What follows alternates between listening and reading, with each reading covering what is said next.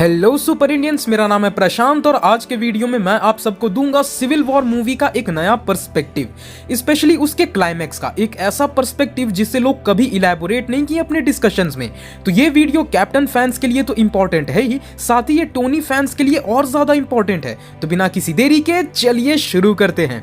जैसा कि मैंने अपने कम्युनिटी टैब के पोस्ट पे लिखा था और उस पे एक शॉर्ट भी लाया, बट फिर भी कई पॉइंट्स हैं सिर्फ इस एक डायलॉग पे बात करने के लिए। सिविल वॉर का सबसे हार्ट ब्रेकिंग सीन का सबसे अनफॉर्चुनेट डायलॉग याद होगा आप सबको। He's my friend.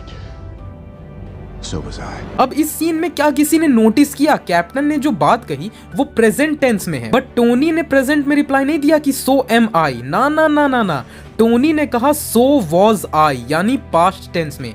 अब इससे पहले कि आप सब मुझे कमेंट्स में गरिया दो ग्रामर क्लास के लिए, आओ बताता हूं कि ये छोटा सा डिटेलिंग क्यों इतना मायने रखता है।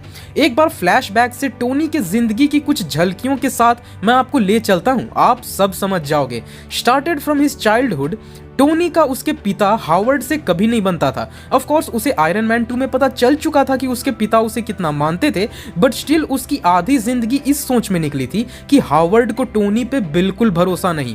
नाउ थोड़ा आगे, टोनी का बिजनेस पार्टनर ओबाडाया, वो इंसान जिस पे टोनी भरोसा करके अपना सारा बिजनेस चलाने देता था, बट उससे भी उसे रिजल्ट में क्या मिला कि ओबाडाया बिजनेस की आड़ में हथियारों की बिक्री कर रहा है जिससे लाखों जाने जा रही है। तो यहाँ भी बैक स्टैबिंग और भरोसा तोड़ा गया। नाउ एक और, रोडी, टोनी का दोस्त, उसका यार, बट इस दोस्त को भी उसने एक बार खुद के अगेंस्ट खड़े होते देखा था। भले रोडी का इरादा सही था, बट उसने भी टोनी का साथ एक वक्त पे छोड़ा था। अगला, अवेंजर्स में टोनी की भर्ती। अगर अवेंजर्स मूवी याद हो, उस टीम में मौजूद लगभग किसी को भी टोनी पे भरोसा नहीं था, ना शील्ड को, ना कैप्टन को और ना ही थॉर को। वहीं नेट, जिसे वो अपने जैसा मानता भी था, वो भी सिविल वॉर में टोनी के मुंह पे उसे धोखा दे गई। तो ये बात भी टोनी को बड़ी गहरी लगी थी। अगर तुम्हें वो सीन याद हो जब टोनी ने नताशा का कांड पकड़ा था, तो उस सीन में टोनी के मन में इस बात का गुस्सा था कि ये ससुरी भी पलट गई यार। वहीं उसी मूवी में वो अपने दोस्त रोडी को ऑलमोस्ट मरते हुए देख चुका था, और एक इंसान अपने जिंदगी में इतने सारे बैक टू बैक ट्रॉमास के बाद, जिसमें 2 तो उसके साथ एक दिन पहले ही हुए थे, उसके बाद वो अपने माँ बाप के मरने का वीडियो देखता है। उस सीन से पहले जीमो का एक डायलॉग है जो वो कैप्टन से कहता है, an empire toppled by his enemies can rise again, but one which crumbles from within that's dead. अब इस डायलॉग का सिंबोलिज्म देखना जरा। इसमें तुम एम्पायर टोनी को मान सकते हो। टोनी वो है जो जिंदगी भर बाहरी लोगों से जूझता रहा, हर तरह के अपनों से धोखा, भरोसा ना करना, लोग, दुनिया, सबका थू थू झेलना, बट वो हर बार खड़ा हुआ। बट इस बार जब सेंध अंदर से पड़ी, यानी किसी ऐसे ने ही भरोसा तोड़ा जिसे वो दिल से अपना मानता था। तो ऐसा जब होगा, यानी this time when Tony crumbled from with in, His morality died. Tony ने अपने पेरेंट्स के खोने का सच जाना, इस बात से तो वो बकी पे गुस्सा था ही, नो डाउट, बट उससे ज्यादा उसे वो बात तोड़ के रख दी कि उसे कैप्टन ने कभी क्यों नहीं बताया। कैप्टन जब एक बार हाथ पकड़ के टोनी को रोकता है, टोनी रुक भी गया था, क्योंकि बकी को पीटना उसका पहला मोटिव नहीं था। कहीं ना कहीं वो कैप्टन के मुंह से सुनने के लिए रुका था, कॉज कैप्टन की बात को वो उस वक्त तक वैल्यू दे रहा था। बट खुद कैप्टन ने कह दिया कि वो जानता था, तब ये बंदा ऐसा टूटा कि कैप्टन के प्रति वो अपने सभी दोस्ती को खत्म ही कर दिया।